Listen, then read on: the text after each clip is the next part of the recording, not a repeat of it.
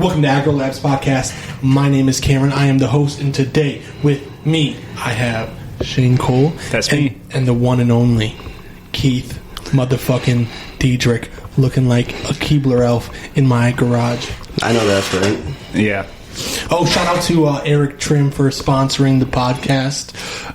We do work with sponsors, but we do love Eric Trim the most. For sure. You know, He's okay. at Agro Labs Podcast, if you want to get involved with sponsorship, or just call me. Eric, on the phone explicitly before this podcast, told me that I had to shout him out. So Okay. I had to give him a brief shout out. What's It's just Is that like your a response? I go, I was worried about this podcast because that's Keith's like go-to signature thing. He's always like, very skeptic. Because that And just happens if I don't know what else to say. Yeah, so you can use it as like a filler or a replacement? It's to make the other person feel better. So I'll just give them a Like you're listening? Yes. Are you actually listening? Yes. I am today. Well, because like as I'm listening to I always like to self-analyze my podcast and listen to it and see how I can do better. What I like to say, and I do it so much, is, you know what I mean? You know? Validate me, please. Say it. Say you love me back. You know what I mean? Or like, the word like. So maybe you're, I feel like when I share in a meeting, I say like way too many times. Yeah. When's the last time you've been to a meeting, dude? Shit. Like 2 months ago. Racing for recovery meetings don't count. Wow. Like 3 months ago. You know what's really nice though? I'll tell you this. When I went to, I haven't been in a minute up here because things are weird still, and everyone's waiting to get a, vaccine in their forehead or something. And I went to Atlanta and got to pick up, a chip for. Well, it doesn't matter how long I have. It doesn't matter. 6 months, right? I picked up my 6 month chip. And my friend who 12-stepped me was picking up 9 years at the same meeting. So that was fucking fire. That was cool just to that was some God shit. Wow. It's not like I sit there and orchestrate when an anniversary or when a milestone's going to happen, but to get to celebrate that with one of the people who didn't give up on me, I was like, damn, this is meaningful. So now when I do hit a meeting, it's more meaningful to me. And then previous to that was probably the one I went to you with. And I walked out. I was like, I don't want to be here. I will leave a meeting. I do not have to be anywhere. Reserve the right. Yeah, I feel the same way. And meetings are so weird right now. Meetings are I don't know, they just don't have a good vibe to them. And then all the meetings that people go to are just social fucking clubs anyways, dude. And I don't even like it, dude. I don't even like seeing that kind of thing take place. Yeah. And maybe it's because it's not my friends that I'm seeing. Maybe it's just weird newcomers that I'm seeing hook up with their first Rehab Love. Shout out to Rehab Love. They should do a reality Shout out show. Rehab Love. they need to do a reality show on that. Yo, it's funny because I think about this often, overanalyze everything, and where I'm at with it is this is the community that I need. The reason I go to meetings is I need to learn how to build community with other people who are in recovery. It needs to be a big part of my day. And no matter what, the first phone call is usually some asshole with ears clean fucking with me about what we have to do today and how we show up. And then we do shit like this, get together and do a podcast, or, we check on each other. When I was in Georgia, getting texts from you, or, talking to Keith on the phone. These are all things that happen in real time. So it's that's the purpose of those meetings. But as long as we're doing something, because my recovery exists, I know I sound like fucking Tony Robbins, but it has to exist outside of the hour that I go somewhere to a meeting. It has to be something I'm always doing, or I'm just fucked. And that's what's great about meetings though too, is we get to pick our communities. So there's not one particular community in meetings, in support groups, in the world. And I get to choose what I'm going to be a part of, right, and what I'm not going to be a part of. And that's what's cool to me, because I don't have to prescribe to anyone's bullshit. I just don't nowadays. That's freedom, man. It's I don't know. We have this very narrow mindset when we first get clean, when we're very young. And Keith might understand this. When we first are getting our shit together, we think there's one way to do this thing. That you have to be dude, I work the steps, I got a sponsor, I do service, I go to fucking 5 meetings a week, and like, I get it. That's all good. But, like, how do we carry ourselves? Like, how do I own being in recovery at all times? Like, I don't know. I feel like personally, when I was going to a meeting every day and all that, it was more of a social thing. I feel like now, since I'm sitting with myself, I've grown up more and figured myself out more than in the past. Yeah, man, because, like, here's, like, the real thing, right, is, like, hanging out with people, doing all those kind of things that we do when we go to meetings every day, especially in early recovery. We're surrounded by that community. And, but when you're with yourself and you make a bad decision, and you're the ones kind of got to, like, witness that. You know, you got to witness your mistakes coming to fruition when there's no one else around. Well, I feel like my life now is bigger than AA. I probably look good in the AA world, but I have bigger goals and dreams today than that. well, and this is the dangerous part, right? So we all see, and I've seen both sides of it. Like, I've been the guy whose life has got so full, I left, and I isolated, and I quit doing the very basic accountability phone calls or hanging out with people in recovery and having people in my, like, tribe or in my, you know, life that put their recovery above all other things. Like, it still is, even though I'm searching for successes or to be in my daughter's life or, you know, to do all these different things, like, recovery still has to be, like, the priority. Like, no matter what, I'm acknowledging the fact that I'm a person in recovery or I'm in denial. Like, I'm either in my addiction or I'm in my recovery, bottom line. And what, like, this COVID shit has done is it's shined a spotlight on this, like, Achilles heel to people in recovery, like, that we only have meetings. You know, like, we can still exist outside of it, but it is a slippery slope. Like, if we go away from meetings and away from a recovery community, because community is a big deal. If I isolate and think I got this, that's my famous last words, is I've got this. And it also goes to say for something that, like, Jesus, Keith, it also goes to say for something that, you know, for a long time, man, there wasn't even AA meetings around. Right. You know, like, prior when all this was taken up. So, like, it is possible, and I think it's really just a mindset. And how about that? Like, people really don't realize in early recovery that, like, not everyone uses drugs and alcohol. Like, that's a real key thing that, like, people think that, like, hey, this is just the way the world works. People get fucked up, people get high, people get drunk. Like, no, bro. Sometimes they do. But for the most part, no one's fucking railing heroin and cocaine 24/7 like you, cocksucker. And then they think that the world owes them something after, like, a week sober, you know? Or at least I did.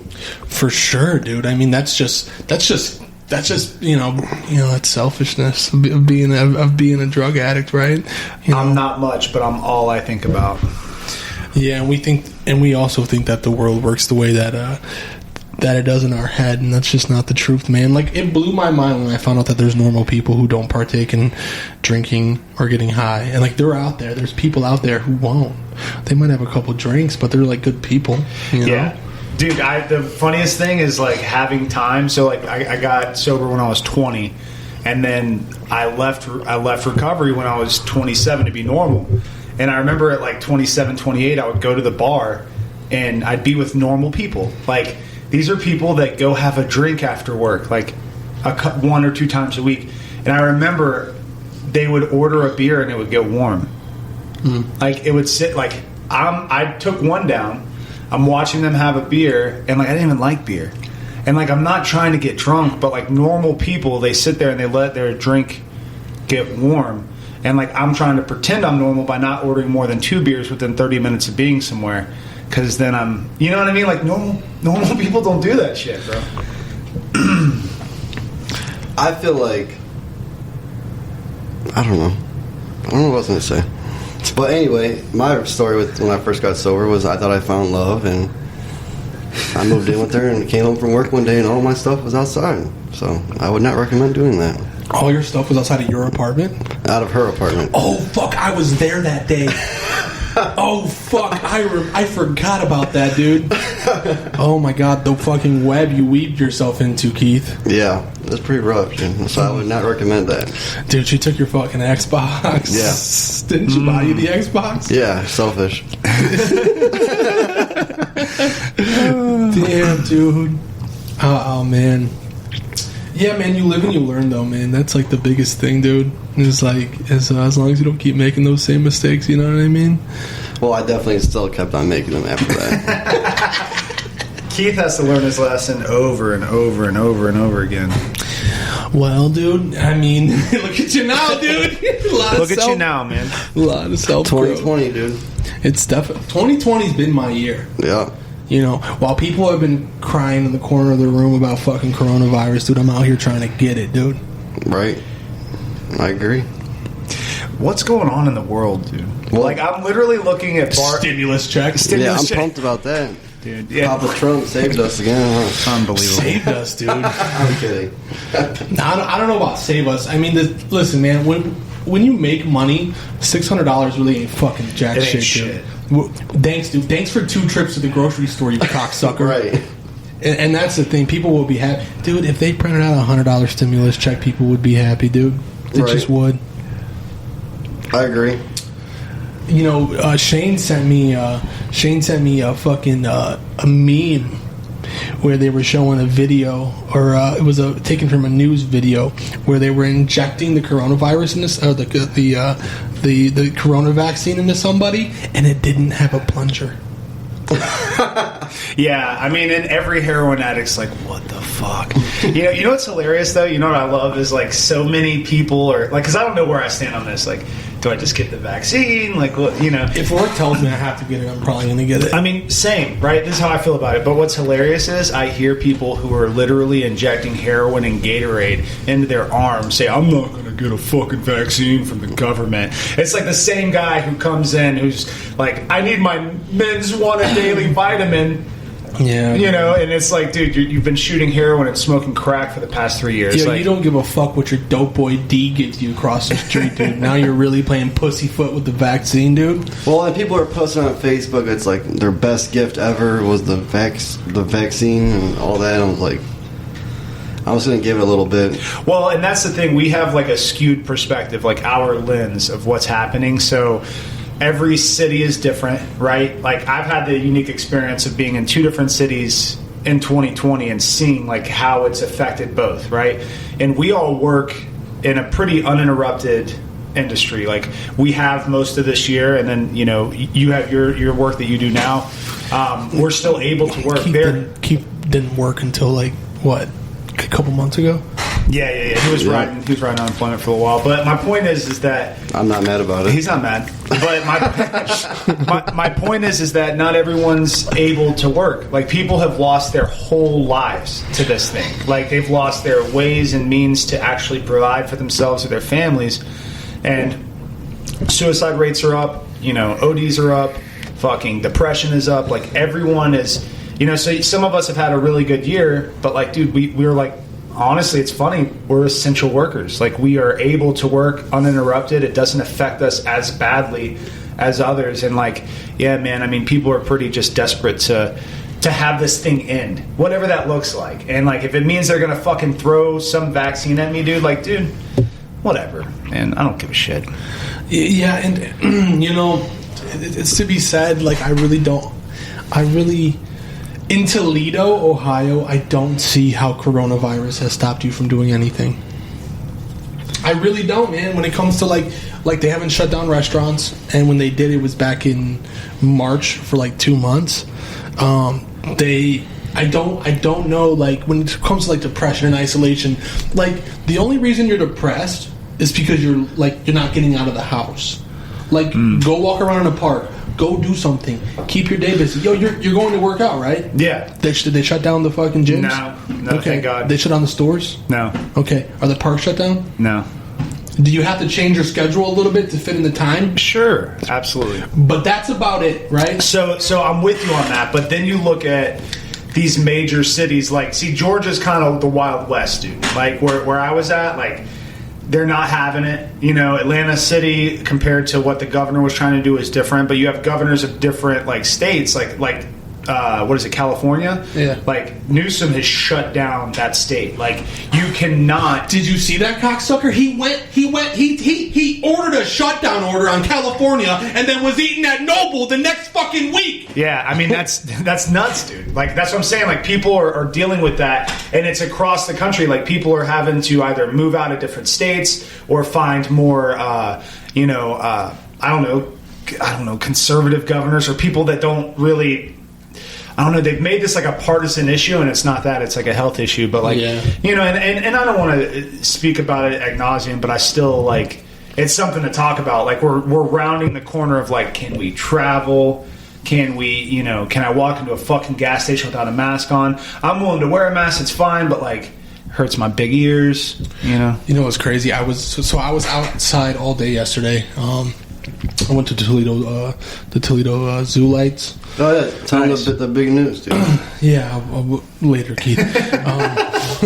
Dude, listen, you are like a child that walks into a room. You do not run this shit, dude. I want you to sit back, get your little juicy juice, eat your little snacky snack, and shut the fuck up, Keith. Let's just say how Shane is not working third shift. Let's all be happy for him now. Absolutely not. I love it. But so it was crazy. I like, I wear a mask at work, but in and out of the store, right? I'm not one of those fucking nerds who wear their mask inside of their cars. You ever see those jack-offs? You guys ever see those jack-offs? Oh yeah. They ride around with the fucking mask in their car. I mean, like, I don't know. Like, you're in an enclosed space. What the fuck? I don't know, man. Keith, do you wear a mask in the car, buddy? Negative. I have like 10 in my car though. So what I was trying to get at though is, I've worn masks for short periods of time, but also like in heated places, like at work. But for the most part, I wore a mask yesterday for like 5 hours outside. Mm-hmm. Do you know what happened to that mask? What? It froze. like my beard got frozen because of the hot air I was blowing out, and the condensation got like stuck to my face, and like the mask froze, my beard froze. But that's the thing. Like it's a small nuisance, but it's not that big of a deal. Yeah, I feel like I wear my mask though, like when I pump gas and stuff, because I feel like it keeps me warm. I don't know. You get cold easy, dude. It's kind of cold in here. I don't know. If you were naturally insulated like me and Cam, you wouldn't have this fucking problem. Yeah, I think it feels great in here, dude. Yeah, it feels perfect. Got a hoodie on, feeling good. Yeah, man. Oh, there you go. Okay. Okay, Keith. That's like the in real life version of just typing K to somebody. Yeah. K. K. He's always done it too. See, and like Keith, like this is the thing though. Keith says right, to make himself like kind of like fit in a little bit, but it's just because he feels awkward in that moment. He feels awkward. It's just a fucking hamster wheel in his head, and he's like, I have nothing to contribute here. What can I do? That is true, dude. 100%. Keith is a simple creature, dude. That's what's good about Keith, though, is he's nothing. He's nothing too. He's shiny. not malevolent. Yeah, he's not malevolent either. Like he doesn't have enough. There's not enough going on there where he's trying to like fuck you over. He's Keith all the time. You know. That is true. Yeah, dude. Keith is unapologetically himself, dude. That's true also. That's true also. Keith loves hearing about himself. Keith talking third person. Keith's a great guy. Have you ever talked about yourself in third person? I feel like you do. Do you know some people don't have inner monologues? I've heard that. Yeah, some people do not have the capacity, or like don't hear their voice, or don't even hear a voice in their head. Like I know me, I hear my voice in many other voices.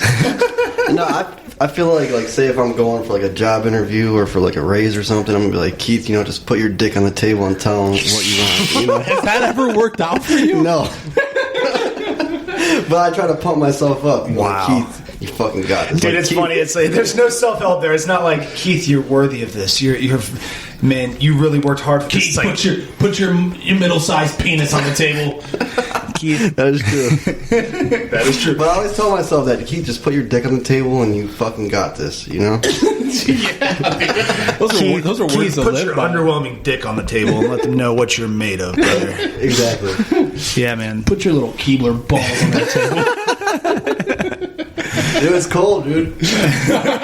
You just hope it's warm. A little shrinkage, dude. I feel like the best way to approach those situations where you're looking at a raise or looking at a new job of employment, man, is to just not say much. Let the other person do the talking for you, man. You know? Yeah, but I just love when they like stroke it a little bit. You know what I'm saying? Like, What? What the fuck are you talking about? like just stroke your cock a little bit. You know? Whoa. I'm not talking about literally stroking your cock, but just like good Talk words. yourself up? Yeah. God, that's transparent. That's what I mean about Keith. You get what you see. Yeah, dude. You know? And like, I don't know. I don't like to talk myself up too much. I will with my friends. Yeah, but I don't like to talk myself up too much because I know I can be a prideful son of a bitch. Dude, I want to interview Keith for a job right now. Dude, but that's like asking your boss like how his day was. Like you don't give a shit how your boss's day was. You just do it because you have to stroke his little pecker a little bit. I kind of care about how my boss's day was. I care about my boss. Well, I don't. Well, it'd be said here, Keith doesn't care about his boss or his job. No, I care about my job. Oh, okay. Okay. That's why he cares about his boss. Yeah, well, like that's the thing, right? It's all like full circle and like encompassing, right? Like not for nothing, dude. It's not about how many proverbial dicks you suck, but whose, Yeah. But I don't know. I hate those people where you can tell they're brown nosing, right? Those people are the worst. Well, you can't make it look obvious, But if it's like your friend, like as your boss, which is your friend, that's understandable. But my boss, he's just an old dude. I really don't. You care can be how friends. You can be friends with old dudes. That is true. You guys have things in common, dude. Yeah, you both have a You beard. know who my favorite person to work with as an old man is? Thomas. I love, so dude. I good. hang out. I talked to Thomas. Like literally, I was talking to Thomas about basketball last night. And Jason tried to tell me to do something. I was like, dude, don't ever interrupt me again. Dude, Jason's your boss right now, dude. I let him think that. It's great, dude. He is, though. What's he gonna do? Tell me to do my job? Yeah. Jesus Christ. Yeah. Okay. Dude. Cool. Whatever y'all come up with. Oh, man, Oh, my dude. You better start stroking something, dude. Yeah. Yeah, dude, you better start brown nosing, dude. Keith, I'd like to interview you for third shift. Have a seat. Negative. What is it would you say you bring to this company? You know what? Nothing. Get the fuck out, dude. Get the fuck out. We don't need any of that. No. The person just asked him an interview question, and he's like, I hate when they ask you to say 3 things that you could bring to this job. I'm like, fuck. Myself, my Me? dick on the table. Yeah, just me. I'll tell you what I can do right now. I can put my dick on this table. Keith, what would you say your biggest weakness is? There is none. It's definitely your beard, Keith. No, see, and that's the other thing too. And like you got to give them a better weakness than Right. strengths, dude. You got to come with some honest shit and tell them, hey, dude, this is where I fail a lot at, dude. And because that just shows that you're a person. And because dude, if you've ever sat in an interview room, dude, sometimes the shit you hear people say, dude. Especially when they're talking themselves up, they don't realize that part of the interview process is to discuss areas of improvement you might want to improve in your life. For sure. I actually, this is what I nerd out about this. One thing I get in trouble for is talking shop. Especially with the last role that I had in my career, I love talking shop with my friends. Even when I'm not involved in that, it's just something I enjoy because I'm passionate about what we do. Right. So that being said, I've come to understand I love to see a performance review. I really do, because I think in terms like that. What are short-term goals that I can accomplish to have ammunition? Well, You no, know, I also like when your boss tells you what you could do better. I also like that also. Sure. I mean, I like having a strategy or a game plan. So, say we're going into this, the third quarter of the year, and it's the first half of the year I did this and that. Well, what am I going to shoot for? What am I going to try to produce or aim or bring to the table in the next 3 months? That way, when we sit down and talk again, I can say this is what we've done. That's always helped me. It sounds elementary, but it's really something I think about a lot. Because it's easy to get caught in the day to day. Yeah, I could die on any hill. I could come in to work and be like, this is Like, some things it's just not worth the mental masturbation. You don't need to, like, stay stuck on every single fucking day, but, like, shoot towards, like, what I can, you know, accomplish or achieve, like, for my work, you know, in a span of a couple months. If your job isn't trying to invest in you, and your job isn't trying to teach you things, and people aren't, and you're not trying to improve yourself at your workplace, your fucking job doesn't give a shit about you. Yeah, I totally agree. You know, like let's just be frank here. Like, and then also when it comes to like moving up in a career position, you also have to understand that, like, dude, no matter where you work, dude, you're just a fucking number. People also don't understand that you got to put in your time. People want everything right away. Oh, for sure, and that's the thing, right? Like, no, dude, people get promotions because the job's available and also because they think you can do the job, right? But for the most part, bro, until that promotion becomes available or until that thing becomes a thing, like, how I got to where I'm at is not because I'm the best by any means. It's because I was at the right place at the right time. It was because 3 other dickheads quit their job and didn't show up for work, and they needed to put someone on salary. Bar none, that was it. Now, did I do the work? Yeah, dude, I went to work when they needed me to go to work, but for the most part, it was given to me because I took my time, man, and I showed I could do something. I agree. I mean, I think a lot of it's showing up at the right place at the right time, like, just opportunity and, like, what you're willing to put towards an opportunity. A closed mouth doesn't get fed. Like, 100%. Like, literally, when I moved up here and I'm in fucking treatment and I'm coming out of treatment and all I have is a car, you know, and I'm moving out of men's housing with 3 months clean. I'm like, what the fuck am I going to do for work? You know, I was thinking about going to apply at a fucking, like, and this would have been bad when it got cold, but like a nursery or something, because I like plants and shit. I didn't know what the fuck I was going to do. And I wound up, I just asked the guy who fucking sold me my car, I was like, do you need help? You know? We're laughing at Keith because he looked at his phone. He's a dumb piece of shit. I just tossed him. I just tossed a fucking piece of cigar in his face. It's cool. Fuck my story, Keith. Keith, why don't you tell us a story? Yeah, you're the most important person in this room, Keith. Tell us a story. I was not going to pick on you, Keith. I vowed to myself I was going to sit here and fucking interview you, but you're sitting on my podcast on your fucking phone for what reason I don't know, because it's not like there's anything important going on in your life right now. Jesus Christ. Huh. Well, wouldn't you like to know? Keith. I actually wouldn't like to know. I actually came here only to pick on Keith.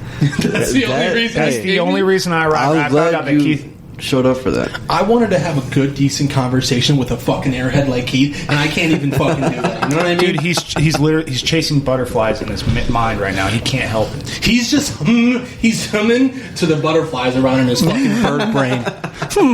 He's just getting scared. Yeah, dude, I'm attested by what you just did. We were just having a full-blown conversation, and you're looking at your fucking phone. Oh, my God, dude. What are you doing, taking mental notes? For sure. If this were a date, I would have said check, please, for sure. I can't do that, Keith. I can't let you just check out mid-conversation. I'm not going to waste my fucking breath on you. That's okay. You know. Why don't you carry the conversation, Keith? What were you looking at? I was looking at a picture. Of what? My girlfriend sent me. Right now? Mm-hmm. In real time? Mm-hmm. Was that important? It was. Okay, good. Because I'm going to show her what you said after this podcast is over. Yeah, so okay. I hope it was important. Okay. Yeah, I hope that's enough to defend your fucking stance, dude. Keith is the biggest racist I've ever met in my life. Oh my God! I mean, let me just start with that. He's a bigot. He's a racist. He's just. And he seems so sweet and innocent. Yeah. Let's not forget about that, right? I'm pretty innocent today. He's a misogynist. You are innocent today. Yeah, you're innocent. He's a misogynist. The shit he says. He's my neighbor. You know, he lives. Yeah. Right next door. Do you guys share sugar with each other sometimes? Honestly, no. I steal things from him often. I'm like, dude, I need scissors or I need this or that. I cut his hair. True. Dude, he woke me up the other day to cut his beard. He was like, hey, man. Like, he messaged me on Facebook. He texted me. Like, he didn't get the hint. Like, hey, man, I'm just asleep. You know? And he, like... It was like noon, dude. Yeah. I worked second shift, you dumb piece of shit. He was sleeping, man. I was sleeping, so I wake up to cut his stupid fucking beard. right? I was like, come in the house. Thank God his sweet girlfriend brought me half of a fucking pecan pie, which is the only thing that saved you from me just fucking slapping you around, you little piece of shit. Let's talk about how it was half a pecan pie. Not a whole pecan. It wasn't. It's mildly disrespectful, and I feel like Keith had something to do with it only being half. Pie. Shane does not get a full pie. I wouldn't. If I got you a pie, which I wouldn't, because you can't even stay on track for 28 minutes, right? But if I did, in this fake world we're making up, I give you a full pie, Keith. For sure. I'm only worth half a pecan pie to Keith. So he comes over and he wants a full ass fucking beard trim. So I'm like, all right, dude, come on back, no big deal. And then he's like, my mustache is too long, and literally, like, he wants me to cut a centimeter off the mustache off his lip, a fucking centimeter, like That's nothing. True. Like, he doesn't want me to line up his beard. He's just like, take a centimeter off the mustache of my lip. And it was just so disrespectful that I had to fuck it up. Well, I kind of understand that, because Keith's in the same boat I am. He ain't working with much. He ain't working with much. You know? And you couldn't even do that right, Shane. Yeah, I absolutely didn't, because I was groggy and I didn't want to be doing it. And you were like, you fucked it up, and I was like, God, thank God. Dude, he was still in a dream state. He was waking up from his rest. I was 650 miles away from Toledo, Ohio, wherever I was in my dream, and Keith woke me up and reminded me, like, no, dude, you're in a cold, frozen, barren wasteland that is Toledo, and you're fucking spiraling into a depression. Your dreams will die here. Your dreams will die here. You're fucked. I'm your neighbor. Wake up. Here's half a pecan pie. Dude. Yeah, I thought that's a good way to wake up. If I woke up to Keith, I'd kill myself. Yeah, I thought about it. I was like, dude, I often think about that. Sometimes I'm like, man, I could always just kill myself in front of everybody. Fuck! I was kidding. Okay, me too. Jesus Christ. No, sometimes it's my threat. It's like, dude, I'll hang myself. But it's an empty threat. I'm uncomfortable. What am I going to hang from? You know what I mean? We're gonna talk I'm after heavy, this podcast. dude. No. If I walked into the room and you were hanging up the wall, Yeah, I'd be like, what would you do? What if you just walked into his fucking apartment and he killed himself, man? So you don't know, and that's why you got to stop sticking your fucking nose where it doesn't belong. That's why I always knock on his door to check on him, because I feel bad. Yeah. He does knock on my door oftentimes to check on me, but I mean, I don't know if it's weird. But I live in my living room too, and I think that's like a safety thing, because if you couldn't find me, who knows where I'd be. Do you guys ever like wave from each other at the windows? No, we don't. It'd be pretty cool though if you did. Do you ever like put your hand up on the window and like Keith puts his hand up?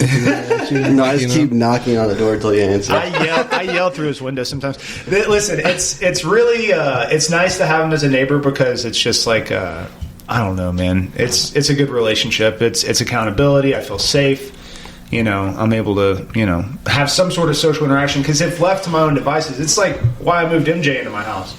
Like, if I'm by myself, I will crawl into a hole and isolate and just live in fucking filth, and I get real depressed, and I quit doing things for myself. It's good to have good neighbors, man. You know, I got a couple that lives next door to us, and you know, I was kind of nerve-wracking leaving the state and leaving all my things here, and like being gone for like 4 or 5 days, and like thinking like, damn, dude. But I wasn't worried about it because I had good neighbors, man, and that's what's important, man. Besides all of your shortcomings in life, Keith, you're a good neighbor. Your height, your shitty beard, your fucking we don't have to lack of attention span. All right, okay, sorry. I thought we were listening. We're not doing that right now. I feel mean. I don't want to be mean to Keith. I haven't seen Keith in a while. He's a good boy. I just don't say personal shit about people, so you do.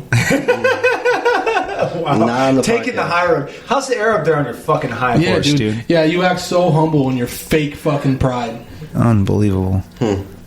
I was not out to hurt feelings today. Okay, I wasn't out there to hurt feelings either. But here's the thing, man. You started this chain reaction by sitting on your phone. And that's okay. That's mad disrespectful, dude. It's okay. It's okay. I forgive you. Yeah, I forgive you. But you'll never hear the end of that story, and it was a good story. I was going to let it go. Actually, it wasn't. I'm glad he interrupted us. It was horrible. I was saying some inane shit. It really didn't matter. But yeah, I mean, we were really talking about, I wanted some current events and like what's going on in the world today, and all we fucking hear about is coronavirus, right? And now we're hearing about this stimulus check that we're going to get, and we've got a pedophile president, and it's all cool, man. It's all good, dude. We're all spiraling towards our death anyway. Yeah, when it comes down to the stimulus check, man, and this is crazy, right? This will really show you how our system works. my girlfriend, was off work for 3 months during the beginning of coronavirus, and she didn't get a dime from unemployment. Not a dime, because there were so many people filing at the time. She was unable to get it. So then finally, unemployment calls her back, and unemployment's been dickered around because she transferred Josh from Illinois to Ohio. Right? So she tried to file for Ohio unemployment. They said, no, you got to file for Illinois. She called Illinois. Illinois finally called her back on Saturday. This Saturday. So I believe the day after Christmas on a Saturday. Yeah. And she's like, oh, yep, here.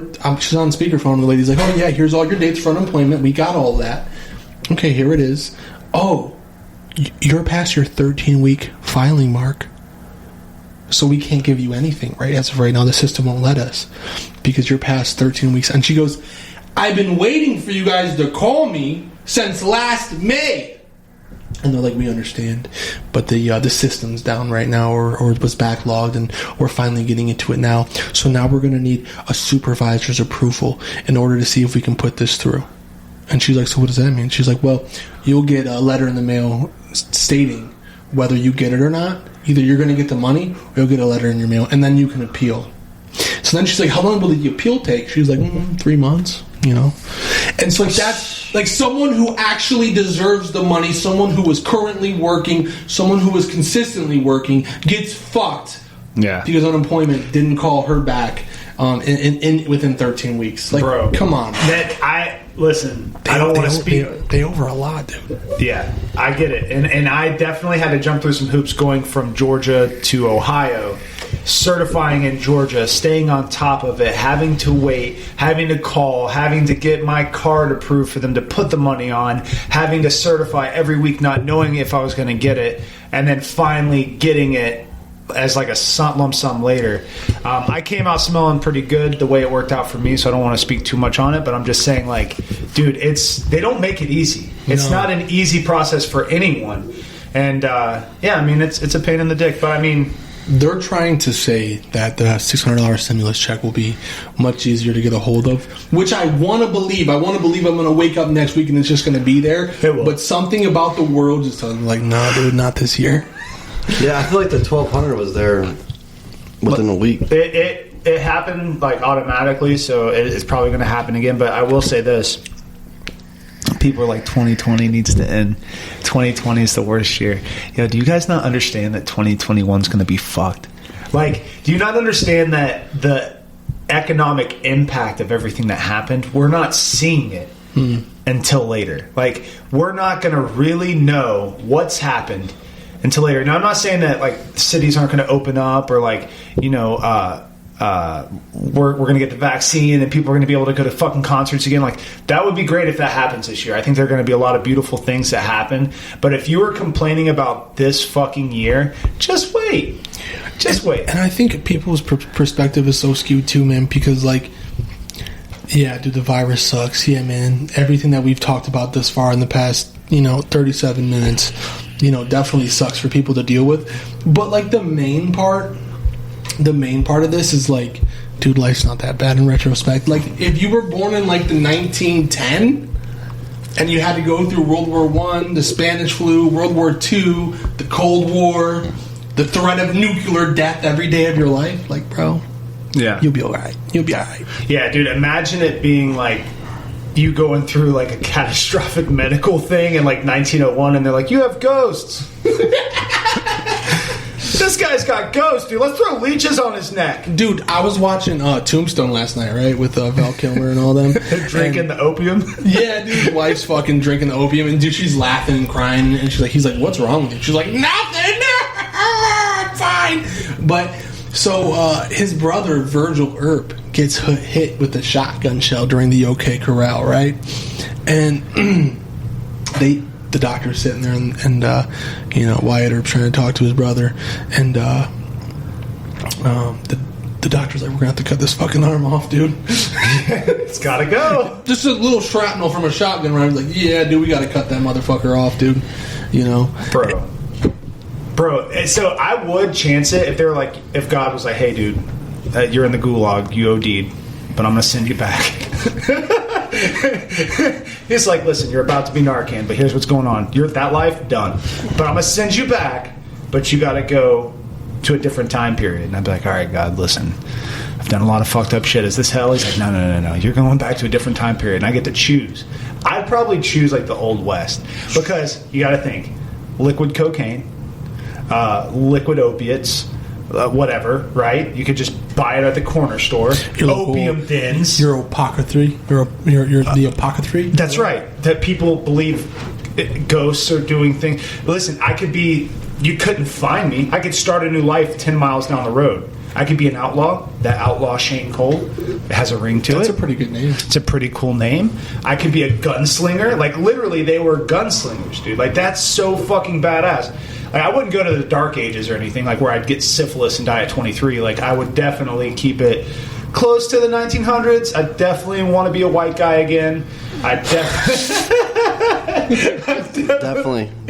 white. Definitely. Jesus. Wow, Keith, do not co-sign what I'm talking about. Yeah, and then do not just jump in for that. Like, that's the one piece of. Why would you want to come back as a black dude in the 30s? Well, I didn't say anything about being black. I just said I want to come back as a white guy. Well, that's. I mean, like, let's be honest here, right? That's the truth. Even in the 1800s, like, we're dealing with slavery. Yeah, for sure. The Civil War. You know, and all of those things. And so that's what I'm saying, bro. People think, like, this is the worst. No, bro. There's been way worse things happening. It's always been the end of the world. Yeah. Like, it's always been, every generation has said, this is the end of the world. This is the age of Aquarius in the 70s. Listen. Vietnam War, we're so fucked. Like, every single generation has always thought, this is the fucking end, right? And that's why I'm going to start a cult. And we're all going to drink Kool-Aid, dude? Dude, we're not drinking Kool-Aid, bro, but I'm definitely wearing a robe. I'm definitely going to have several wives. And, you know, you could be a deacon if you act right. I think it's much easier for people to start cults nowadays than it would be back in the day. Like, you had to do some legitimate footwork to start a cult back in, like, the 70s and 80s. You say that, but, like, we have the internet now. Imagine in the 50s, dude. Like, listen, guys in the 50s used to leave their families to go get cigarettes and start a new family fucking 5 miles away, and they never see their family because no one could find them. Because they couldn't find them. They were off the fucking grid. Yeah. How cool would that be? I want you to have to ring my house telephone to find me. I remember I had a pager, bro. I'm leaving my mail at the postmaster's office. Yeah. Guess if I'm ever gonna fucking read it. Dude, take me back to where they delivered milk and we didn't have cell phones, bro. I would probably be a criminal. I don't know. I was just talking some criminal shit. I don't know, man. Dude, John Dillinger was a bad motherfucker, dude. Yeah. Dude, good old Johnny, dude. And that's the thing. People don't understand, like, committing crimes today isn't the same as it was back in those days. Everything is on film, dude. You are always, every traffic light, everything is, you're, like, everything businesses, is... homes. And yeah, if you I just watched that one movie, Snowden or whatever. Yeah.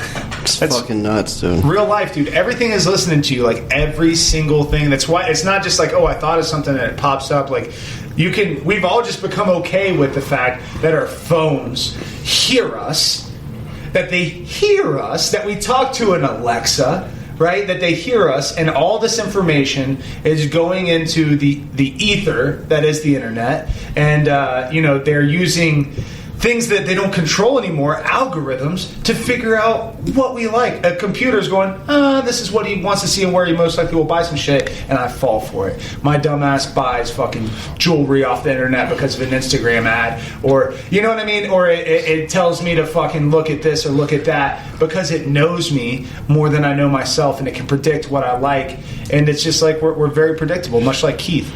Yeah, I almost feel like there's no sense of like this is what's really crazy is especially nowadays is people want to have this sense of individuality, right? Like especially in our generation, like dude, I had to earn my stripes to wear studded belts and skinny jeans back in the day, right? And now everyone's such a hipster that it's like varying degrees of like levels of hipster and also like minutia, and then it's like everyone just looks the same anyways, right? Yeah. So like this sense of individuality that we're bro, I see people, especially TikTok, You want to go to like a fucking like dark subgenre culture of the internet? Go to TikTok and you will find a bunch of fucking people with these weird piercings that think they're trendy and they all look the same, dude. And it's the fucking craziest thing in the world, dude. Yeah. No, it is crazy. And me and you are perfect examples of that because I'll just go to work and I'll look at you and you're wearing the exact same thing as me. No. I'm just like, what the fuck? Just different brands. Just different brands. Like it's like we gotta switch it up. Same flannels, but the stripes go a different way. Yeah, man. It's like looking in the mirror. I'm like, oh yeah. But yeah, I mean, we all want to be individuals. We all want to be, I don't know, man. It's weird. I want to give up sometimes. I think back in the days it was much easier to be like an individual. I think if you talk about like the Wild Wild West, man, and like starting anew and like being able to go 20 minutes across the way and no one know who you are or where you're at, like there was something special about the times where life was private and where you could literally start from nothing. Like it's very like you can start from nothing now, but people know who you are wherever you go. You're going to leave some type of footprint. You have a digital footprint. They can see that tweet that you made when you were in 9th grade. Someone has a footprint. So, like, coming off... Yeah, I mean, it's kind of like... Yeah, dude, it took, like, fucking Bill Cosby, like, fucking 60 years to get canceled, dude. Like, all of a sudden, it's fucking 2015, and they're like, yeah, dude, Bill Cosby raped a bunch of people in the 80s, dude. I also feel like today people feel like they have to post what they're doing on Facebook. Like, if they're doing, like going out of town, anything. I fall victim to it. Like, there's some sort of, like... I mean, it's studied. They know that there's, like, a serotonin, like... reward for getting likes and comments and things on your posts. So some people tie their value to that, just like any good addict would. And you know what's crazy? Companies tie value to that as well. Like that's the truth, right? Yeah. So like we validate ourselves, but these big monopolies that we talked about, or these corporate structures that are watching you that make you purchase those things, they also influence that how people act to social media, because some people just know, hey, I have tattoos, I have these piercings, I fit a certain niche, a demographic, and right? I can speak to that demographic that uses this app. I'm going to become a content creator, I'm going to become an influencer because my likes do have value. And it's like it's like shouting into the black abyss, and then the abyss like saying you're right. You know what I mean? For sure. I mean, you got to think. Like I remember, I'll date myself. I am old as fuck, right? So I'm 34. That is true. But I remember like getting my you're fucking so young in spirit, though, dude. Thank you. I appreciate that. I'm the youngest man alive. So I wind up getting. I remember getting the internet. I remember like dial-up AOL. I remember having the internet. I remember building websites when I was in like 5th grade, and it was a big deal.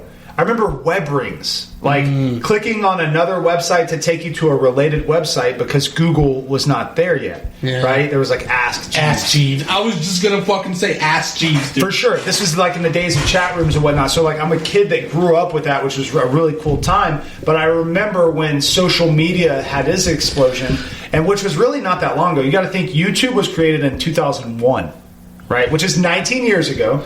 MySpace was what, 2004? Right. So you're looking at social media happening then. And I remember it was somewhere between MySpace and Facebook that people started getting jobs as social media managers. I remember specifically trying to start a company with my friend Graham where all we did was create content and build websites for people and try to parlay that into being someone who could build a brand for a company.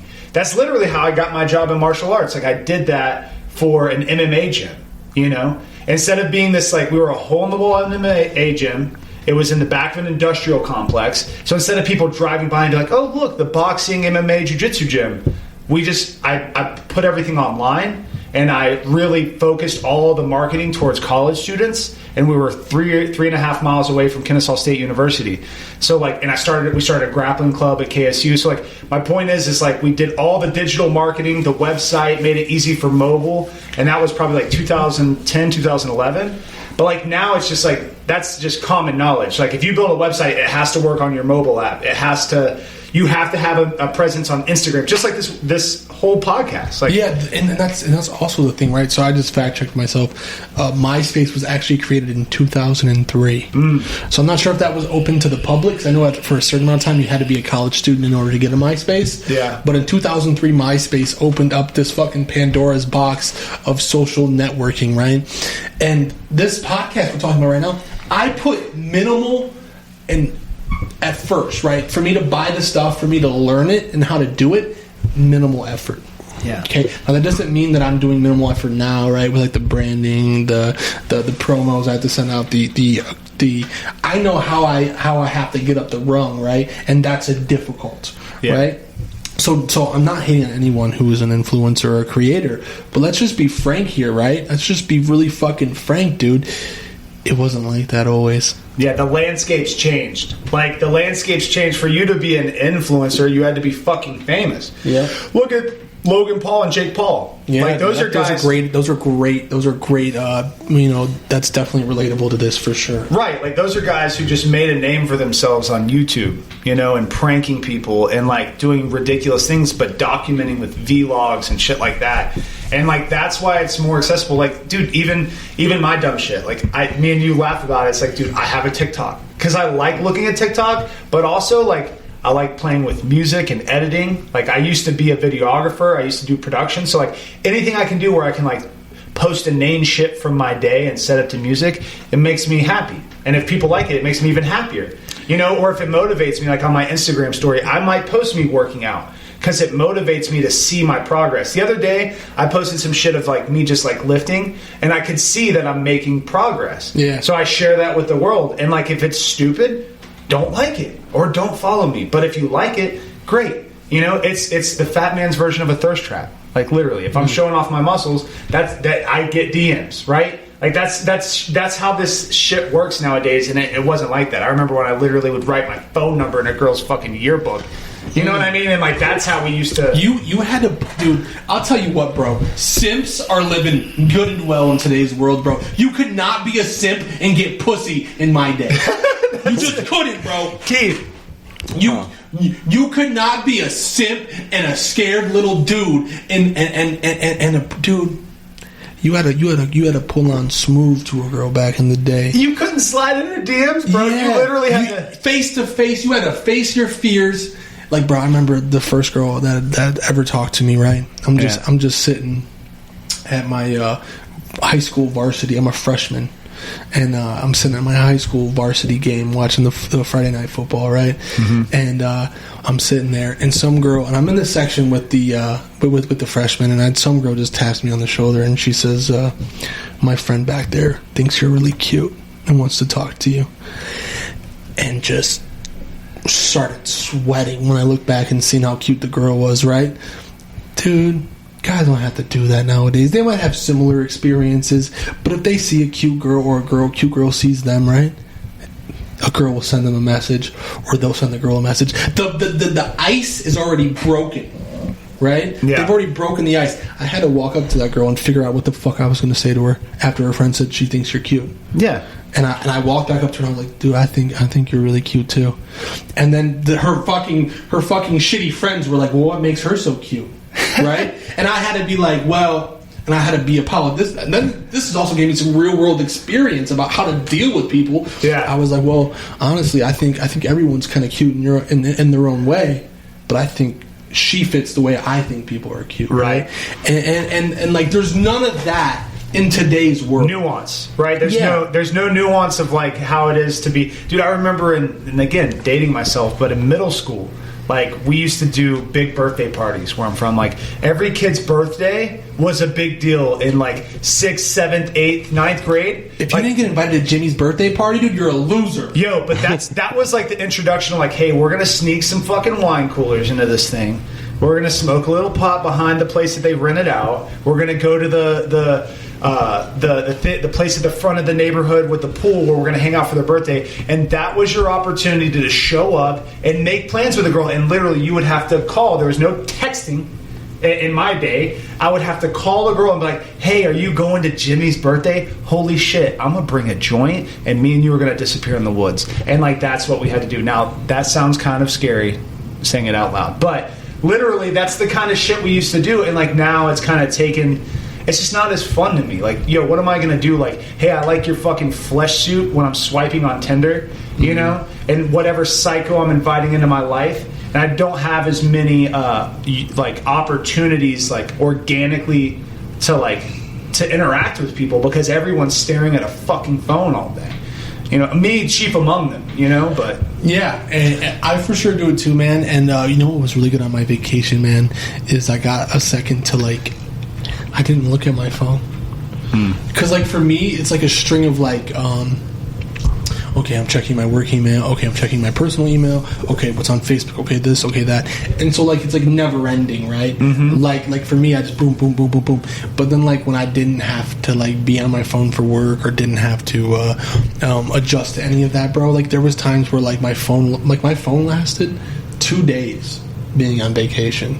So I just didn't touch it. I just didn't have time to touch it.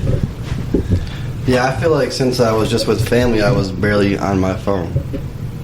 But I feel like when I was single, yeah, I would definitely use Facebook and all that. Slide.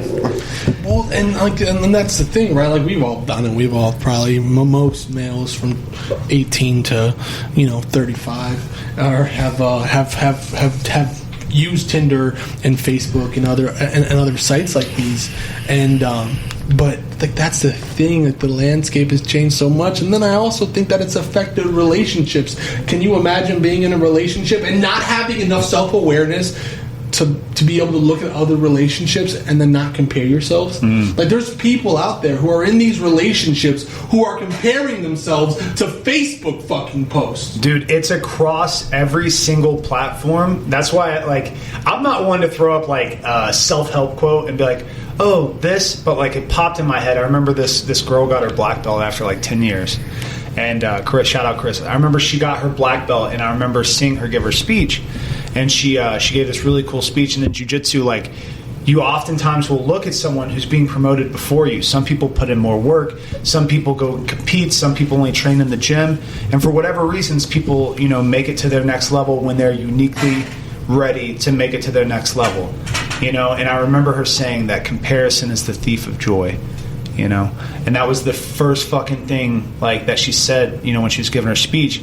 And it translates. Not only is that a Facebook thing or an Instagram thing, even on LinkedIn. I could go on LinkedIn, clean up my work history and present something to the world, and then I see that this person got a promotion or this person has climbed up that corporate ladder.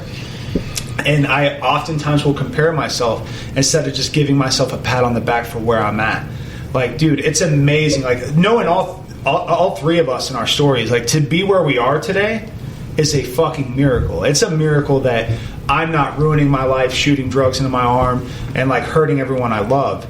So much less I was sitting there this morning having coffee with MJ, and I'm like, dude, think about this. We cleaned our house up the other day. I was like, yo, this is our place, bro.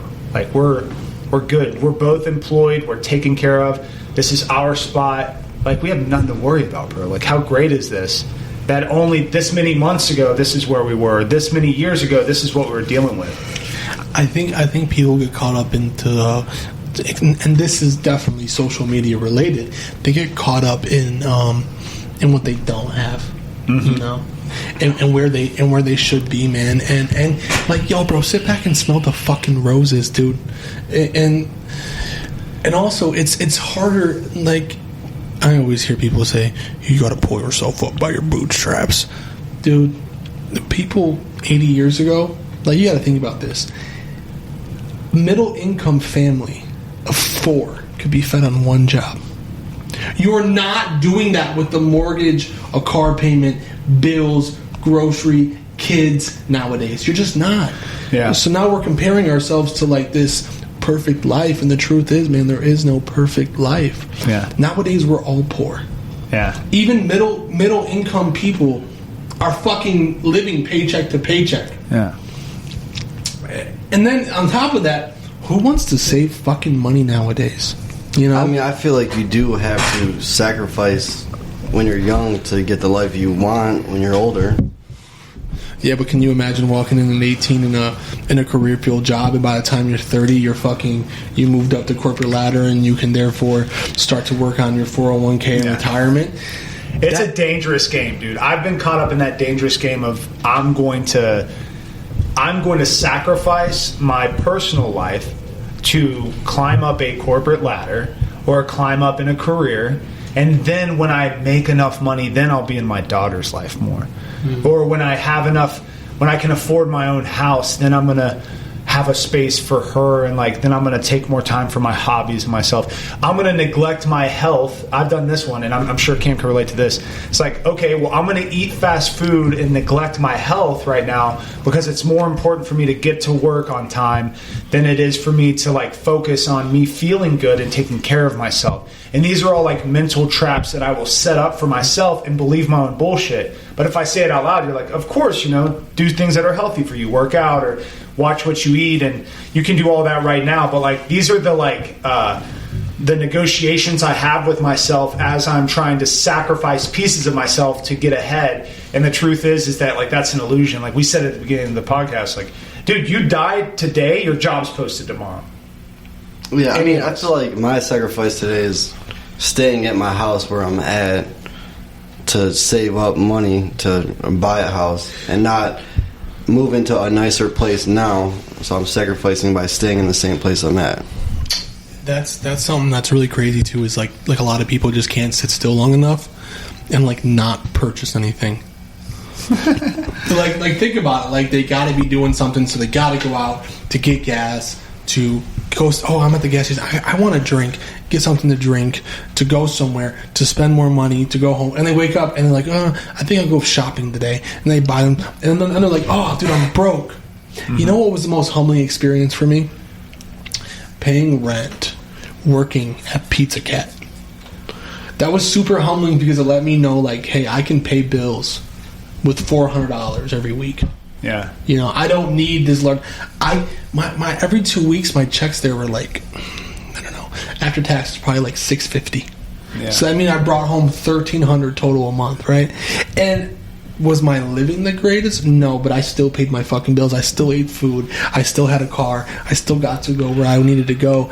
And that's the real thing is when we talk about social media and how we are now compared to 10 or 20 years ago. People expect instant results. People expect these instantaneous things to feel good, like working out, right? Yeah. Like progressing in life, right?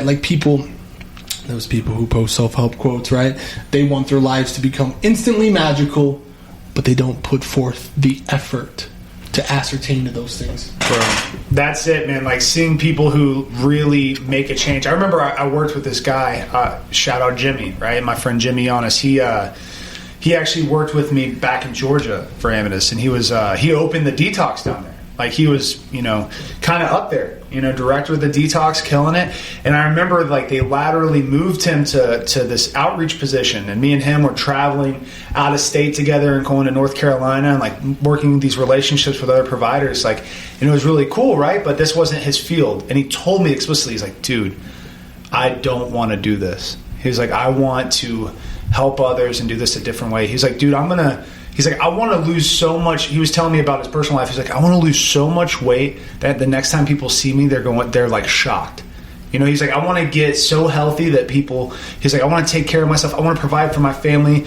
I'm about to have a daughter. He was telling me all these things. And but more so, he's putting that into the world. He's putting it into the world. Well, I remember we went up for a weekend, and when he came back, he told me, he's like, dude, I'm ready to be done with this. I don't want to do this anymore. And not to get into his personal story, but move on, he wasn't into it anymore. And he went and started his own thing. And now he does, it's called Attainable Dreams. This guy has worked over the past year. He's probably lost 80 pounds. He's in really good shape. He's 215, yoked, good shape, runs 6 miles at a time. The guy's killing it. Right? For any of you big boys out there listening, if you want to lose weight, start fucking running. Start running, right? Shout out running. But this guy not only changed his physical appearance and worked on his mental health, but he chased his dream and started his own thing. and he started taking these. He was really good at groups. He was like the group guy. Like, even when he was the director of a detox, he would like to run group. And he's brought his services to other facilities to where he's actually hired his first employee. And, like, they're in he's in facilities, like, from New Jersey to Florida to Georgia. Like, he's in multi-states with his own company that he's worked his ass off for a year to start these contracts. And it's like, I've talked about this with others. I talked about this with him. I've talked about this, and people have an idea or a dream, they want to do it, but like, he sacrificed and gave himself to do it, and now he works for himself. And it's kind of a beautiful thing to see someone, like, to be unhappy with something and then not just make a change, like, oh, I'm going to do this and it's comfortable. Like, when he was ready to step out, like, God removed some things from him that were painful. It was like, yo, here, let's rip this Band-Aid. You don't have this job anymore. Now go make it work. Like, let's see what you're really about. Like, what's your willingness? Dude, the best comeback stories always have like the most horrid failures mixed up in between them, man. Like, no one got anywhere by doing everything perfect. No. It's bigger than even, like, all of us. We all have a story. We were talking recovery at the beginning. Like, dude, we all have, like, had some time and then fucked up. Right? Like, we've had a little time and then fucked up, and then we get back on track, and it's like, dude, I remember my one of my mentors goes, what's your willingness? Like, tell me your willingness. And I said, I don't want to die. And then he goes, we'll see. And it was like, that lights a fire under me. It's like, dude, I could tell you all day that I want to live for this or live for that, or I'm thankful or I'm grateful, but, like, the truth is like, we'll see. I like living with the fucking chip on my shoulder, man. I'm not kidding. Like, I don't have a chip against. Really, the chip is against myself. But I like being the underdog. I like feeling like my ass is on fire, because that just propels me to start working so much harder. There's people out there who are smarter than me, but listen, dude. When I got my mindset on something, when I want something, I'm going to get it, dude. Hard work beats talent. Yeah, I feel like when I first got sober, I was trying to keep this perfect image, and it was just not possible. And well, then also, Keith, who the fuck cares about a perfect image? Right? Like we want to be washed clean when we first get sober. It's really crazy, man. Like, I did this too for a long time. I really cared about what other drug addicts thought about me. Right. Like think about that. When another drug addict or alcoholic would tell me how to live my life or what I was doing was wrong, I really gave a shit, right? And it's like those same people who was like living the same way I was, and I put so much weight and time and mental masturbation, as Shane would say, into that way of thinking, that I would care about other people judging me who came from what I came from. Well, so this is a good example. It kind of ties it all together, right? We're talking about the social media thing, and we're talking about this recovery piece. And I have this friend I grew up with. Take it back to, I was talking about parties in 7th grade. Like, literally, me and this kid used to go to each other's birthday parties, and, like, when we were in middle school. Like, that's how old of friends we were. He saw me get fucked up on pills and used to come smoke weed at my house and was like, dude, we gotta get this shit together, And, like, later on in life, I wound up in jail, and he was in the same pod as me, and we were like, he was an alcoholic and I was a drug addict, and we were just like there for each other in that moment. And then fast forward, like, I'd been in recovery, and then he was in recovery. So here I am, I'm back in Atlanta visiting last weekend, and I get a phone call on Facebook Messenger, and like that phone, when you hear that ring, you're always like, oh, what the fuck is this? Who doesn't have my number? Who doesn't have my number? And I look down, and it's him, this my childhood friend, this person I've always had this like love for, like literally helped him get into a detox when I was looking for detox myself, like in our worst moments. And the last I talked to him, he had like a year and a half sober, and he calls me, and I knew his father had just passed away, and he calls me crying. He'd seen a post on Facebook, and he's like, yeah, man, like, you just have a good heart, man, and you've always, like, been there for me. And I was like, dude, I love you, man. Like, what do you need? Like, he's like, dude, I'm just going to go to this program tomorrow, and I'm just trying to, like, make it, and I can't quit drinking, and, like, haven't been to my kids. Like, he's, like, giving me a story, And I had to tell him, I was like, dude, you're seeing my highlight reel. I was like, bro, I don't have those years clean anymore. I was like, I fucked up 6 months ago, and I'm here for you, and I love you. And, like, that's that shit. Mm-hmm. That's that shit, like, why I'm staying clean, like, why I'm trying to, like, make myself available. why I even post that into the world. Like, why would I share this with the world? Because everyone does love a comeback story. Like, there are people who have crucified me or assassinated my character from a distance, but they don't they don't make a fucking any difference in my life. But when someone reaches out to me who's seen a highlight reel of me, or they see me happy and it inspires them, and they call me and they're saying, hey man, like I'm going to go to treatment tomorrow. Like I want to do this again. And like, I'm like, dude, I'm there with you. Like, I just did this 6 months ago. Like, I get it. And it's much better on this side. You know it is. Like, that shit just fills me up, bro. And I don't know, just kind of like that reminded me of like all the things we're talking about, like the toxic piece of social media, and like me being an old man and having, you know, grown up without it, but also like, you know, our recovery, like what it can mean to someone, you know. I also think people have a really good way of nowadays of pinpointing good and bad moments for people. So it's like, you know, I made a bad mistake, so now I'm a bad person. That's definitely echoed out in the social media. And then on top of that, it's the same thing for like being a good person. So like, people really don't take you at face value as a person. They categorize you in these small moments they might see on social media, or what someone else has said about you, or the good things they see on social media, and they make their idea and representation of you based off a few fucking simple Facebook posts. Right. And the truth is, we're all so much more than a fucking Twitter post or or Instagram pictures or a fucking Facebook post. But people will dissect you or like you because of it. I mean, go ahead, Keith. No, it's fine. Like, can you imagine if someone just fucking judged you based on your fucking couple shitty Facebook moments? Can you believe if fucking Timmy was and this is actually happening, you know, right? As we talk about it, there's some kid who made a fucking dumb Twitter post or TikTok video fucking when he was 14 years old, and now he has to deal with that his whole life because people are going to look at that and see that. But the crazy thing to do is people can change. Well, that's okay. So that's where this cancel culture shit comes in, right? So like, that's how sucky and divisive it can be. It's like, we just cancel people now.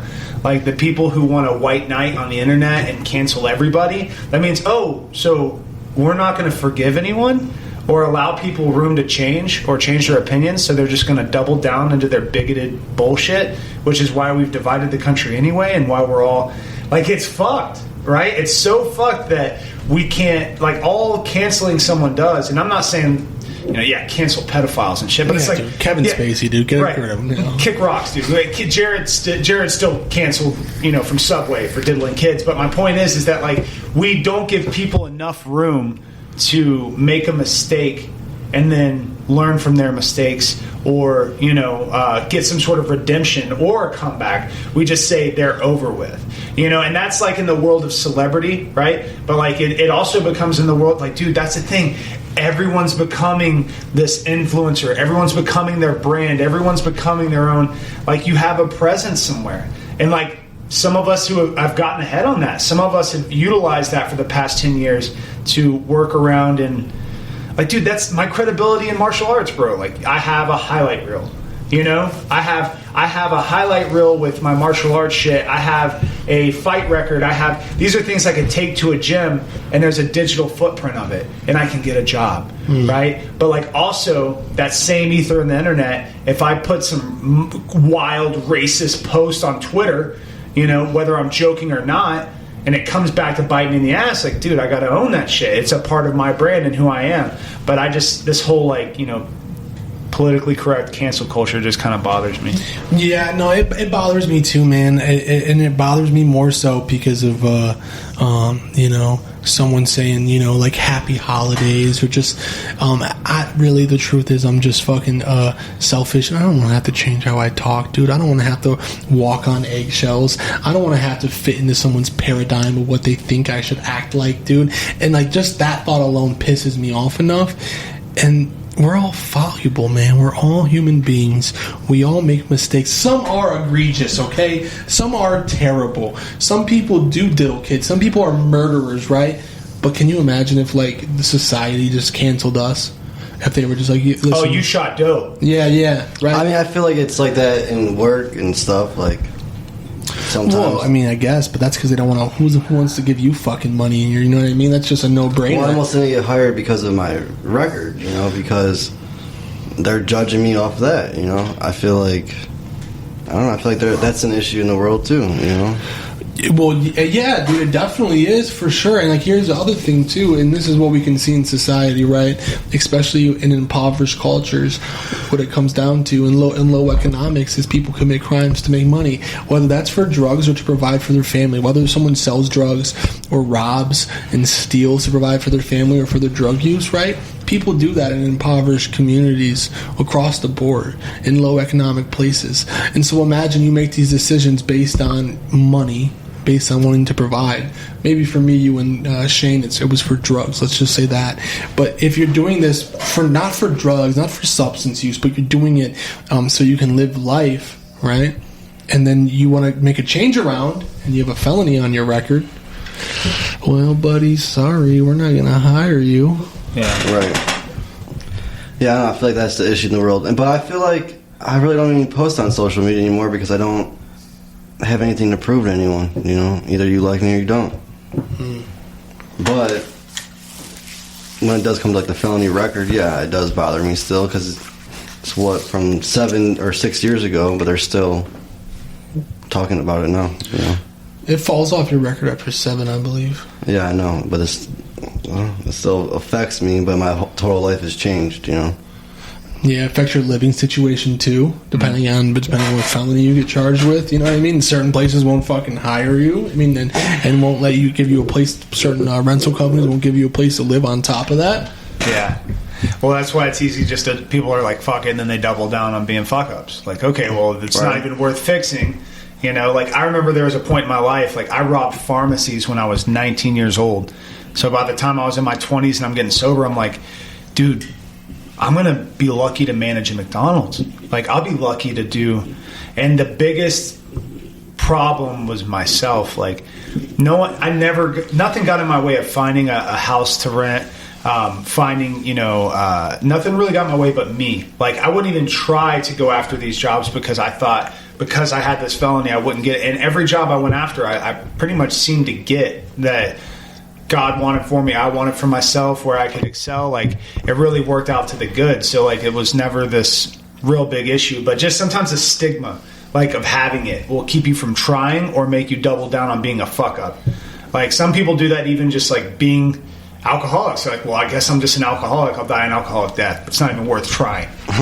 That's such a sad way to live too, is having that negative inner monologue in your head talk to yourself. The only thing it's telling you is you can't do something because I mean, I feel like that all plays into faith, I hear people all the time saying, oh, this sucks, but they're just closed-minded in the thing. They're not having faith that the whole situation will work out.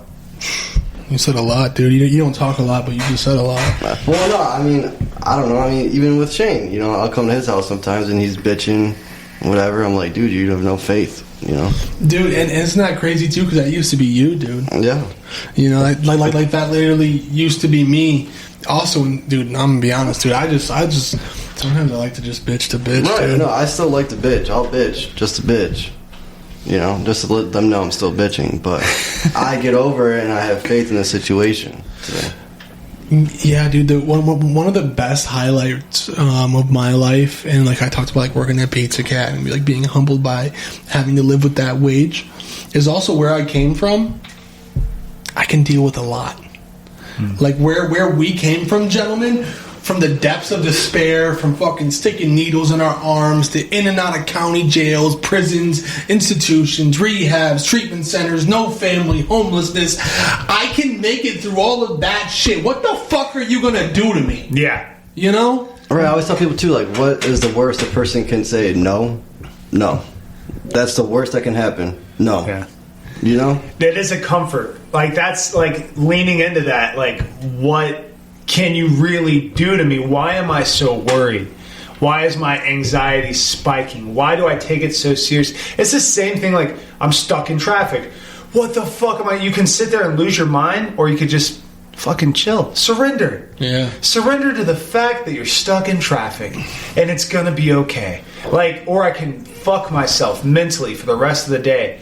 I mean, that's what it is, man. Like, having some sort of faith. Like, dude, my experience has been I've never had a traffic issue that has completely ruined my career. It wasn't traffic, dude. It wasn't traffic. It might have had something to do with me smoking crack, but it definitely wasn't traffic. That's why I'm late, dude. I was smoking crack. I'm late because I was smoking crack. No, but that's the thing. We'll tell ourselves traffic, or we'll tell ourselves this dumb argument. We'll tell ourselves, like, this is the hill I'm gonna die on. This is where I want to put my flag down. That, you know, and that goes to say something too, because when we talk about like all that and surrender to traffic, like, really, man, people stay angry for the rest of the day or the whole day from a situation because they haven't surrendered to that argument yet. They haven't gave up that anger or that idea in their head that, like, is propelling them forward. Like, if you want to be angry, dude, you're gonna deal with anger all day. Like, you're just going to be an angry-ass, negative-ass person, man. And right, I feel like that's an issue, too. I used to have, like, holding on to shit. But I don't know. I mean, I still struggle with that, but I don't know. I feel like it is what it is at this point, you know? Yeah, those are some words to live by, man. It is what it is. Because, like, here's the real thing, man. I can't, when something's already said and done, if a person doesn't like me, if there's an argument I already had with someone and it's over with, dude, what am I doing? Fucking dwelling on it. Yeah. Yeah, I feel like I don't know. I feel like that now today because I don't need anybody for anything. I could take care of myself, you know? I feel like every time I've needed someone, or at work when I was trying to kiss this person's ass to move up, you know, it just wasn't a good feeling, you know? Now that I'm a self-made person, I have my own stuff. You know, what can you say? No, I don't have to bow down to anyone to get what I want, you know? Yeah, when we talk about being self-made, gentlemen, that's the real goal here, man. Is like we all want to be self-sufficient and be and live great lives, and it is a good feeling, man, having that freedom to go tell someone to fuck themselves, dude. Wow. You know, I reserve the right. It's just like a meeting, dude. I reserve the right to walk away from anything I don't want to do. Like, I don't have to do anything. I really, and like, that's a destructive thought sometimes. It's a free thought, and I really appreciate it, but, like, I'm not defined by what my brain's telling me I have to be defined by. Like, I don't have to do a goddamn thing. Now, don't get me wrong. I want to do things. I want to show up. You know, I want to not leave people hanging. I have an expectation or a goal for myself, but when it comes down to it, like, I reserve the right to walk away from a friendship, from a relationship, from a work relationship, from, you know, and I used to say this dumb shit, like, I'm willing to swing a hammer, right? That was my, like, I'm so sick of this job, I'll go swing a hammer, because I've done it. Do I want to swing a hammer anymore? No. Absolutely dude, you're not. 34, dude. I'm 34. I don't want to swing hammers, bro. I'm not real good at it either. I built a few decks, dude. Let's just say, man, they're probably a little sketchy, and I don't know if that's the heroin, but I also, like, there's some power in I reserve the right to walk away. It can be a destructive thought because, like, I'll take it to the extreme. Like, I don't have to fucking be here, like, on this planet anymore. Or, I mean, seriously, that's where my brain goes sometimes. Or I could just take it to, like, how important is this? How important is this to me? What's it doing? And sometimes I just need perspective, man. Like, your lens looks different than Keith's lens, looks different than my lens. And when my emotions are attached to whatever I'm going through, I will blow it up, inflate it, mind fuck myself on it. Like, dude, just like I said, my little vacation, we've all had a little trip, right? I mean, I still feel like you do struggle with that at times, though, Shane. Like, I feel like you do try to run sometimes to... Dude, everyone runs. We just runs in our own little. I feel like ways. I've done that for so long too. Like, always think like, I'm gonna just go back home and move in with my mom, and you know, dude, life can will you be imagine? great. Can you imagine moving back home with fucking Joanne? No, how old are you? 26, dude. I was literally at home this weekend, and my mom, because I don't have a room there anymore. Dude, I would have suicidal ideations if I moved back in with my mom. I was sleeping on an air mattress in the living room, okay? And I just turned over. I was still sleeping. I just turned over. My mom was sitting on the couch. She's like, Keith, are you up? I'm like, fuck, like, no, I'm not up. Like, this is why I can't do this. Like, she's just sitting on the couch just waiting for me to move. She's just watching. She's your guardian angel. Dude. She's just watching and you intently sleep. That was the same shit when I went home. It was like it's like, yeah, I want to run home until you deal with that. And like, dude, I love my mom. I love my parents. I love being there for everybody that I can. Agree. But that's it. Like you said, like, yeah, for sure. Like the few days before I went home, I was in my mind. I was like setting up some wild shit in my mind. Like, oh, fuck this, fuck that, and I want to make rash decisions and like, you know, get what I want right now or this, that, and the third. And I go home and it's like sometimes I just have to surrender. Like where I'm at today. Like, dude, when I woke up this morning, I had gratitude for where I'm at. Yeah, I have gratitude for my home. Just like I'm sure sometimes, like I've sat down here with you, Cam, and you've been like, dude, this is my place. Like, check out my office. Like, this is mine. Like, it feels good to like take that victory lap and be okay with where you're at. And like the truth is like, do I want to be close to my daughter? That's probably the biggest, longest, long-term goal I can come up with. But that doesn't mean I can't build a life for her to come visit with me here. It doesn't mean I can't, you know, return to it, you know, to where she's at in the next year or two. I don't have to make all these crazy decisions now, and that lens can be changed just by like filtering my emotions through my family, going to see my recovery community, going to a couple meetings back home, and like realizing, oh yeah, like what's the remedy? Oh, just surrender.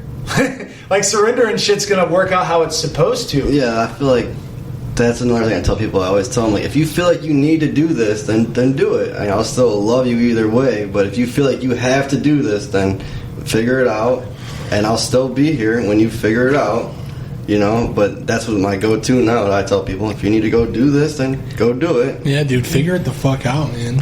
Yo, I ain't got all the keys, fellas. I don't know shit. You feel what I'm saying? So like, yo, bro, if you feel like you gotta go do that, man. And like that's the real thing, though. Is like, dude, we're on such a fucking amazing adventure, dude. Mm-hmm. We really are, man. Like people.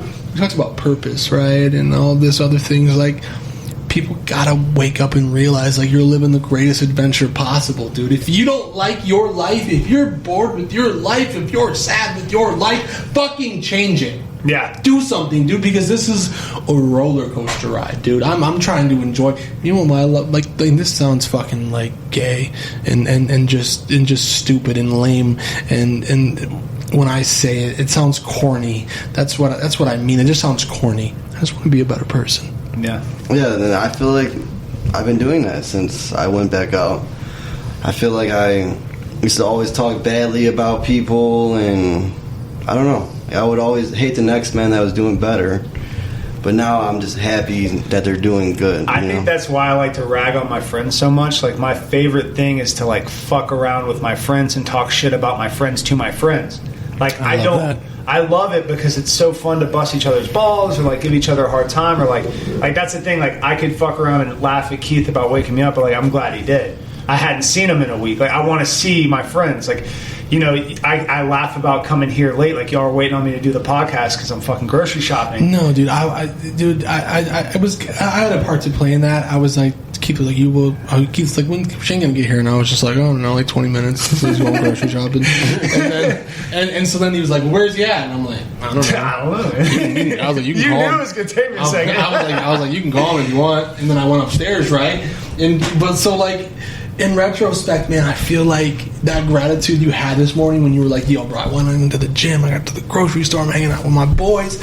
Like, we gotta have gratitude in those small moments, because how quickly we forget about those large moments that brought us down a few rungs. Well, dude, and that's it. Like, I'm happy today. I feel good right now. I don't want to use drugs. I am very content with where I'm at in my life right now during this moment. And this is what I'm doing right now. I'm here talking to my friends, and I don't have to race to the next thing. I don't have to say, I'm going to be okay when I get a promotion. I'm going to be okay when I move back to my daughter. I'm going to be okay when I have a year clean. Like, that's just some shit that's, like, peace of mind is here. It's in the moment. It's not anywhere else. It's not yesterday. It's not tomorrow. Peace of mind is in the moment. Yeah, I feel like that, too. I feel like it's the family that I'm trying to start, you know? Like, being with someone, not being a piece of shit to them. not swearing at the person, you know, starting a healthy family that I just didn't have growing up, you know. I feel like that's what I get my whatever from. I don't know how to word it, but yeah, dude, you've been locked down for a while now, dude. You've been faithful and having a pretty good relationship, it seems like, man. And that's big for me, and that's big for you too, man. Yeah, definitely. You know, I don't know. Well, I want a family, and she has kids, so it works out. Like, I love her kids. I love her, you know. Yeah, I mean, that just goes to show, man, that people change because, you know, a year and a half ago, me and you definitely weren't that way. Me and you definitely weren't thinking about settling down, and me and you definitely weren't thinking about these kind of things, you know. And we would definitely co-sign each other's shit. Oh, for sure, dude. And we got Shane over here, the guru. He's looking at us like, you motherfuckers don't know yet. And then he's looking at us like God young Padawan. And then we were here, Eskimo bro. brothers a few times. Whoa. What'd you say? So we were Eskimo brothers a few don't times. Me and that. you? Yeah. A few. More than a couple, but a few. This is a small podunk town where everyone knows everybody, It's bro. not a town, it's a city, though, man. City. Okay, well, it's a small city, bro. Yeah, I'm just dude. saying, like, where it's there is some freedom to not being who I was in Atlanta, because like I've been a little bit of a deviant here, but not overly. Like, I haven't gone into the realm of what I used to, because like I remember sitting in my home group, and it was like, oh no, I was like, there's 30 people in this room, 10 of them are women. I've hit on 7 of them. I dated 3 of them. I fucked 4 of them. Well, you know what I mean? I was like, okay, this is cool. You know, like that's an uncomfortable place to be in my recovery community in a very large city where I could go to a meeting anywhere and not have to see them. And I was like, I did this in my home group. I threw a grenade in my fucking home group. You know, and then it goes to say too, man, is like, I don't. This is just me being vulnerable and honest. Dude, like, who wants to be alone? Right, no. I was always, because I was trying to fill that void. But Well, what I'm saying with that is, like, I started looking at it differently. Instead of adding all these notches to my belt, I started thinking of it as, like, I don't want to be alone forever, right? Right. And so instead of being like, because it filled that void for a long time of knocking off home group members and doing those kind of things.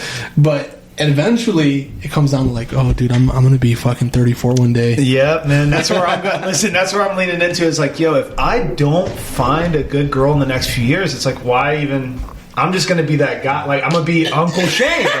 I'm going to be the guy who's just like always. I'll have my own place. I'll play video games. I'll be in very casual encounter relationships with women, and just let it be like that. And that's probably what it'll be. But I value that. I would love to have a family again. I've done that. I played house. I was engaged. I had the house with the white picket fence and 2 dogs and a cat and my baby and my fiance. But like, listen, she remarried. See what I mean, dude? I told you he was like, he's a guru, dude. He's like young Padawans. Yeah. You don't even understand. No, I love it for you guys. Like, I'm excited. I hope it goes well, because like I fucked mine up, and it's not beyond repair, because like it'd be great to have that again. Like, I value it just as much as you guys do. I really don't want to be alone, but like I also like I have to. You talked about sacrifice, bro. Like, when you have a kid, man, like I will sacrifice. I will never, if it's between being in my daughter's life and having like another relationship where I build a family, I'll show up for my daughter every time. So like that's just how it's going to have to be. Like I think I can do both. I think I could have another family. I think I can get married. I think I could do all those things, and I aspire to do those things. But also my willingness to put up with someone else's shit. Like, dude, I can hardly deal with myself. You know, to invite you into my world to deal with my shit, which I wouldn't put on somebody, but like to invite you into my world and then take upon your things, like your shit. It's just like, I'm not there, and I don't. It sounds great. It sounds awesome. I would love to rebuild or build with someone, but it's not my main priority. Toledo.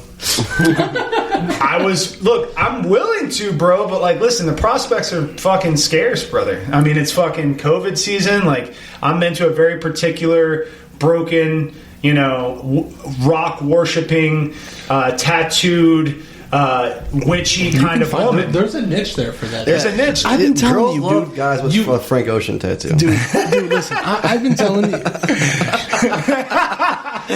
I've been trying Listen, hold on, Keith. Show me that fucking Facebook scripture you tattooed on your arm. It was TikTok. Man, dude. TikTok, dude. Whatever. Yeah. Listen, dude. I'm the arbiter of bad tattoos. I can't even hate, dude. I got like fucking the 13 on me and the fucking goat on my neck. I'll leave Keith alone for the let's be tattoos, nice, dude. Yeah, we all have bad ones, but my Frank Ocean tattoo's the shit. Yeah, if there's a girl who likes Frank Ocean, hit me up. You know what? Let me see it. Slide the DM. Oh yeah, I got the yeah. That looks good, dude. The artist is fire. I finally found a tattoo artist up here, which is another reason why I'm sticking around. Dude, I can just fill my void with tattoos. I can fill the void with tattoos. Well, what's your favorite Frank Ocean song? Godspeed. What, do you think he just got Frank He was Ocean trying to dude, you tried to stop. I will fuck you up. Yo, you really? Okay, listen. I'll tell you all of He's like, Keith's. name I three will Frank tell Ocean you songs. all of Keith's tattoos right now. Yeah, let's go. Scriptures, a gun, a rose, some skulls, more roses. Keith, who's your favorite artist? Favorite No one artist? fucking cares who your favorite artist is, Keith. Well, it's definitely not Frank Ocean, but You're an Frank's not uncultured bad, man. swine. Frank's not bad. Is man. what you are. I feel like my favorite artist. Drake. Hey, hold on. Drake's pretty good. Yeah, Drake has some bangers. Drake's pretty good. But Keith's gonna go with Drake. I know Keith, dude. Dude, he's gonna say I some really dumb don't have a shit. favorite Fucking artist. Chief Keef, dude. NLE Choppa. I feel like lately I've been listening to everything. That's weird. Well, what's your favorite? Who's your favorite artist? Dude? Right Mac now? Miller. I love Mac, dude. Me too. I might get a Mac tribute tattoo. I feel like lately I've been listening to Juice WRLD a lot. Juice WRLD. he's such a sad boy. Keith is a sad, sad boy, but and he's gonna make fun of my Frank Ocean tattoo. He literally sent me some like TikTok sad boy shit. It's literally like a white dude with half his hair dyed, and it's just like, oops, sad.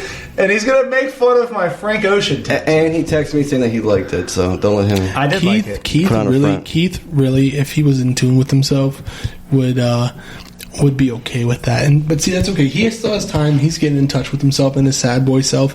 You see, he'll show that to you on a personal level. Yeah.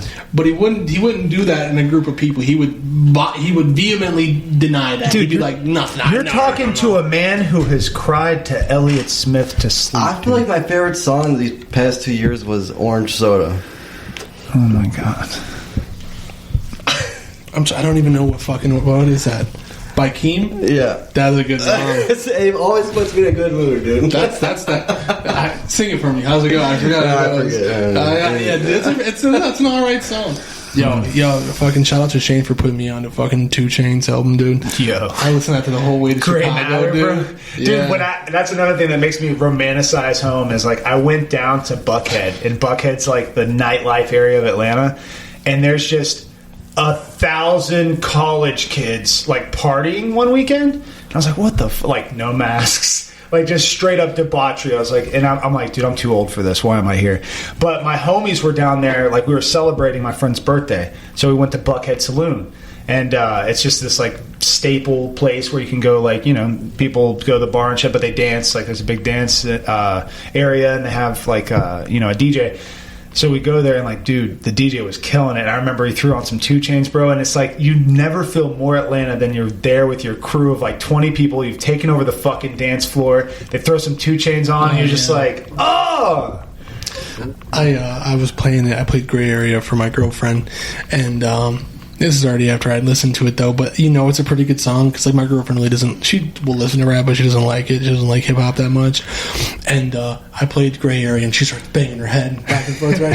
She's just like this, and she's like, I don't like him, but I like the beat. It's a good sound. Well, and I feel like that's all 2 Chainz really is just a good beat. Nah, dude, 2 Chainz is sick. And the He's a catchphrases. poet, brother. Dude, 2 Chainz is killer, man. You know what? Anyways, Here's a tattoo Titty idea. Boy was way better than 2 Chainz. Shut the fuck up. I like the Titty Boy better. follow AgroLabs podcast. Yeah. This is a good ending point. Follow AgroLabs cast on Twitter. Catch me on Instagram.